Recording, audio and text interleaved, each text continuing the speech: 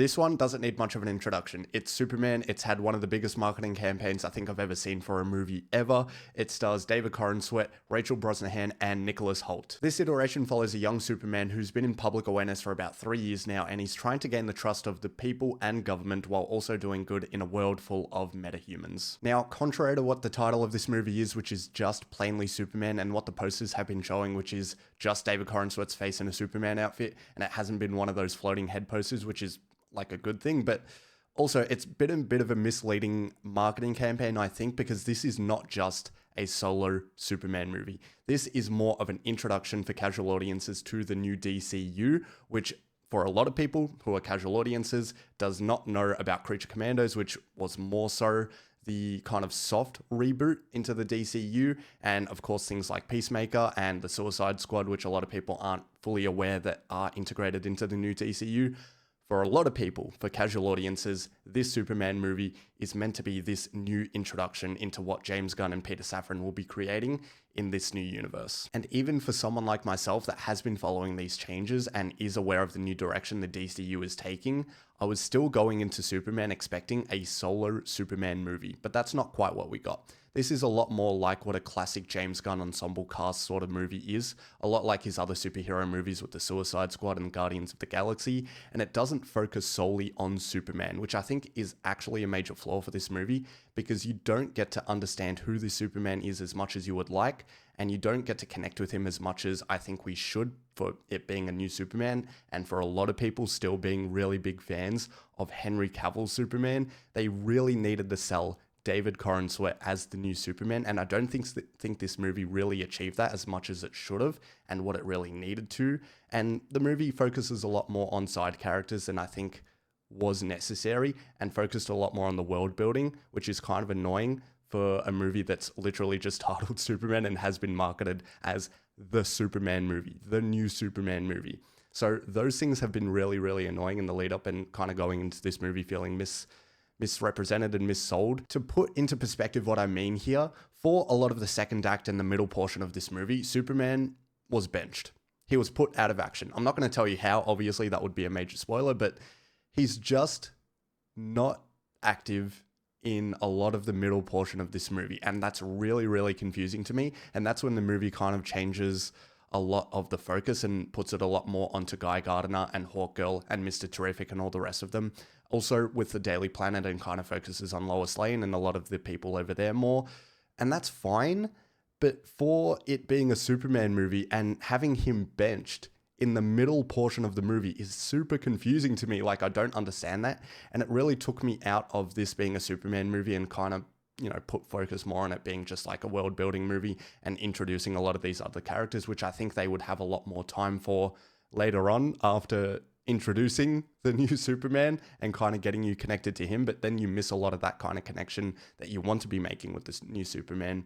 And that is super annoying for me, because it just feels really weird for the main character to be benched in his own movie. Speaking of those side characters, and on a more positive note, I did really like Nathan Fillion as Guy Gardner, and also Eddie Gathegi as Mr. Terrific, whose last name I'm probably mispronouncing, but anyway, I really liked him in this movie, and I think they both have this really weird quirk about them that makes them feel like they are better than everyone else. But for some reason, Mr. Terrific does it in this way that is like really cool, calm, and collected, and you believe him. But then Guy Gardner is like really insecure about himself and is actually wondering whether people think he is as good as he says he is. So it's really funny seeing those two dynamics mesh on screen and how they think they are both better than each other. But I really like those two side characters and what they bring to this movie as well. Rachel Brosnahan was also really great as Lois Lane, and I really love her stubbornness and a lot of the writing for her character, and how she is such a hardcore journalist and doesn't let any sort of answers or questions slide. She wants to know everything, and she wants to have it all written down and kind of worked out on a corkboard or whatever with all the strings and everything. So I really loved her in this movie, and I really love the way that she is such a passionate person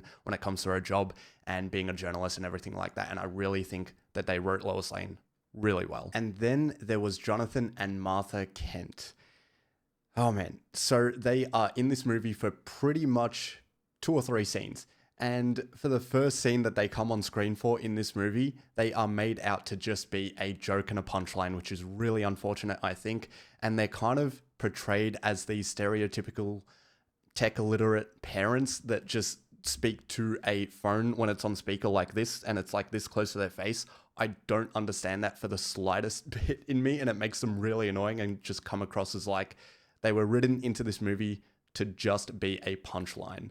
And I don't think that's who their characters are. I think they are more of an inspiring and kind of safe and warm place for Clark Kent to come home to. But yeah, it was just really unfortunate the way that they were kind of introduced as just being stupid.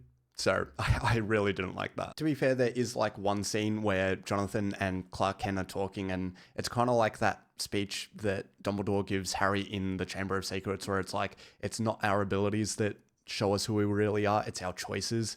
And so they have one of those sort of dynamics where Jonathan Kent does sit him down and kind of talks him through a hard part in his life that he's going through and what he's kind of going through in this movie. But even then, that scene kind of feels out of place to what the movie really is, because it is just so big and bold with all this other action going on the side with side characters and everything. So it's so weird having one of those small interpersonal scenes with just two characters, because there is so much else going on that which is what a lot of people come to Superman for, feels out of place, which is weird. Before we get on to the villain of this movie, Lex Luthor, Nicholas Hoult, obviously, I want to talk more about what sort of values this Superman embodies and the kind of way that he acts as well, because one of the surprising things to me about this iteration was that he's not very stoic.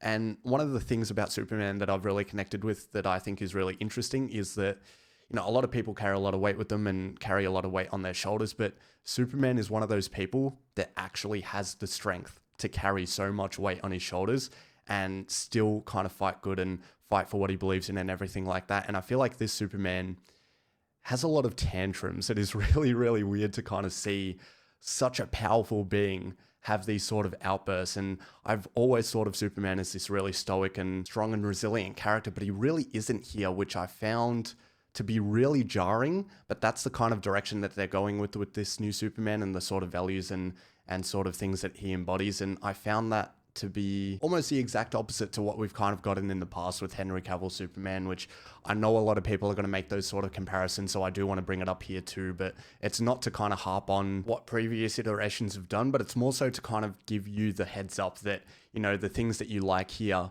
are things that you might not have liked about previous iterations of Superman in movies, and the things that you did like in previous iterations of Superman in movies are things that you don't get to see here. So it's really going to be a kind of choose your preference sort of thing. There are people that are really going to like the new David Corenswet Superman that didn't like previous iterations, and there are going to be people that really liked those previous iterations that aren't going to like what they do here. So it's kind of lucky that we have so many different versions and movies with Superman in them that people can kind of pick and choose their flavor. And maybe this isn't for some people, and maybe for others it is. So Nicholas Hoult as Lex Luthor and the villain in this movie. I really like Nicholas Hoult as an actor. I think he's been in a lot of great work, and he does a lot of great work himself.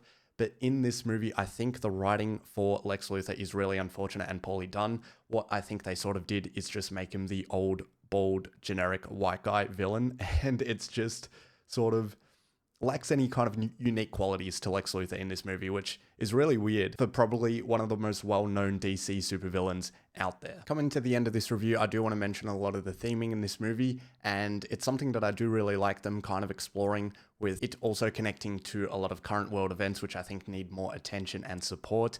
And the unfortunate thing about that inclusion in this movie is the fact that there is so much going on here that not one thing gets enough focus as it needs. So for them to have commentary on current world events while also introducing a new Superman and trying to do world building and also give a little bit of light to some of these side characters, it all starts to feel a little bit messy, which is a little bit unfortunate, even though I think what they're trying to introduce and what they're trying to talk about and everything is all really, really good.